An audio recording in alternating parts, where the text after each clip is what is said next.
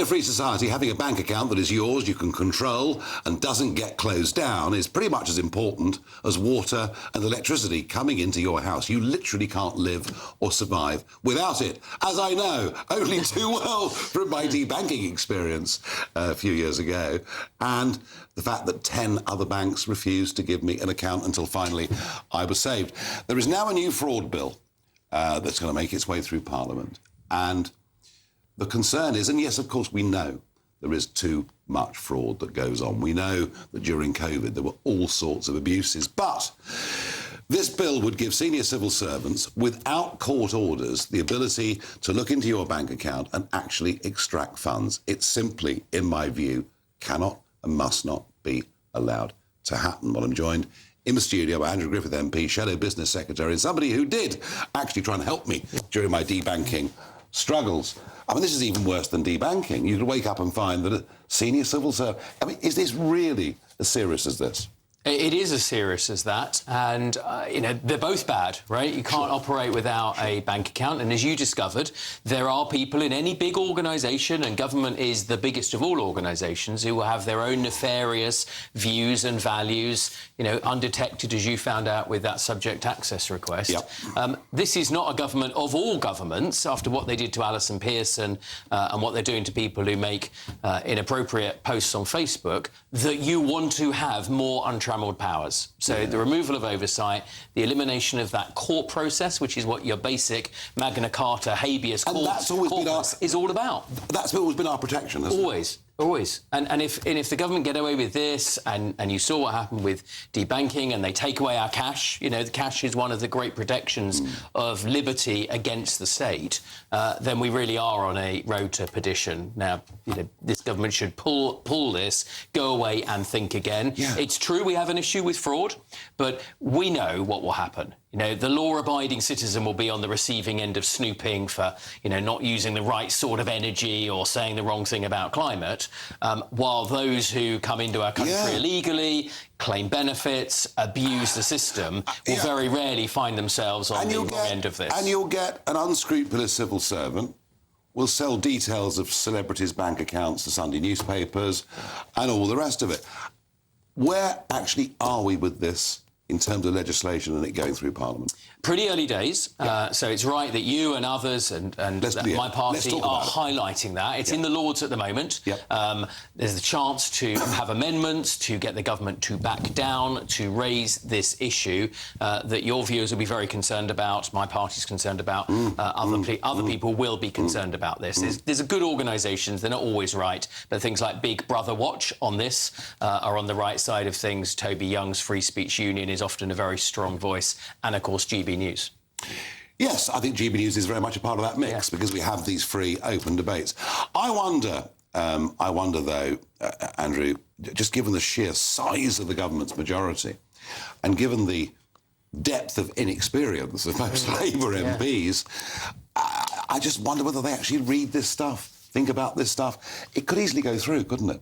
It could easily go through, and it's not a government that even seems to value freedom of speech. I mean, you remember they came on in the freedom of speech in higher education bill to protect, of all valuable things, free speech on campus, let people have ideas and debate them between themselves. One of the first things they did, Nigel, was try and prevent that bill ever coming to pass, so we don't have free speech on campus. Now, if they fail that test, I worry greatly that they will fail this test as well. We did put some protections in after what happened to you and others on banking. At least the banks have to be honest, and they have to give their reasons, and that gives you a target.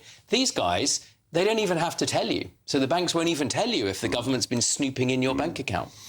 All of this, debanking, and despite protections, there are still people being debanked for, one unusual payment and you're suspected of being a money launderer or whatever it may be.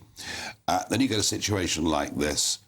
It's very interesting now that 1 in 4 people in Britain owns either crypto, currency, or digital assets, the digital wallet of some kind. And it's something that I've been, I was out in Las Vegas the other week talking about it.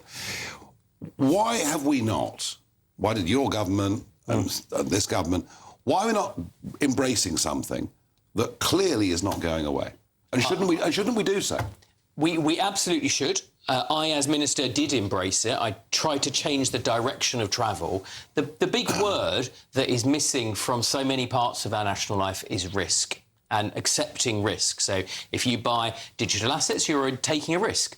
The reason so few people own shares in our great British company is because the financial regulators try and extinguish all risk. They want your pension shoved full of government gilts. That's actually one of the reasons why that run on LDI happened. The mini budget. One of the contributing factors, even the Bank of England acknowledge. And we have a class. You can find them in every domain, stuffed in our regulators, all enjoying expensive public service pensions, not interested actually in the growth of the economy, just trying at all costs to avoid risk. But risk is really important in a financial system. You know that, I know that. And we need to fall back in love with risk. What could London be?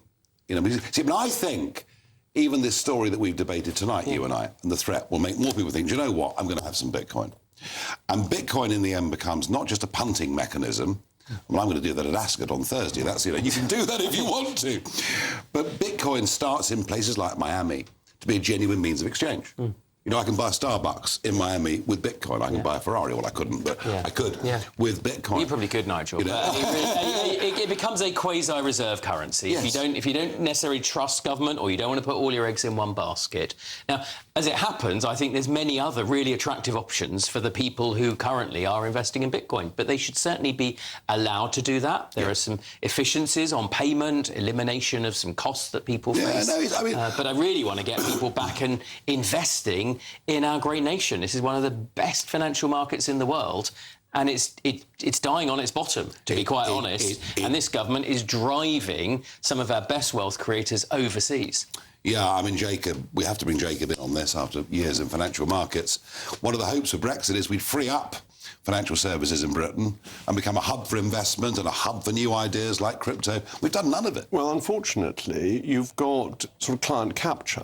So when you suggested to the city you should get rid of MiFID and AIFMD, all the incumbents said, oh, no, we've just spent lots of money putting in all these systems. And they love the fact that it keeps out new competitors. Yeah. And this is where governments have to be brave. Yeah. Governments end up responding to the business lobbyists. And what we need to say to the business lobbyists is, to Andrew's point, you need risk.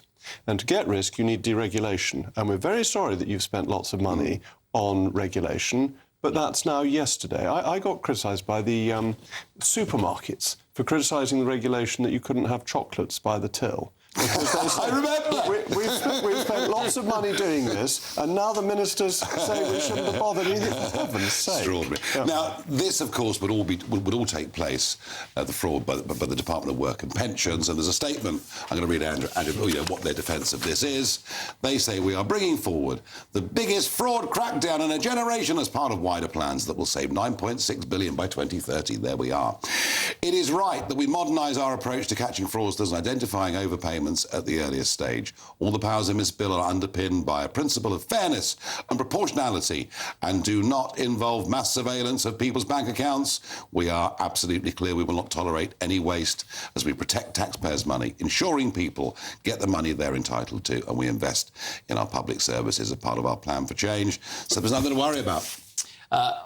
No, nothing to worry about. They've got it all in hand. You know, just give them more powers, and in fact, you know, just hand over your money now. But there's a really serious point. I'm on the side of those who want to take a really aggressive approach to people who are ripping off the taxpayer, wherever they are.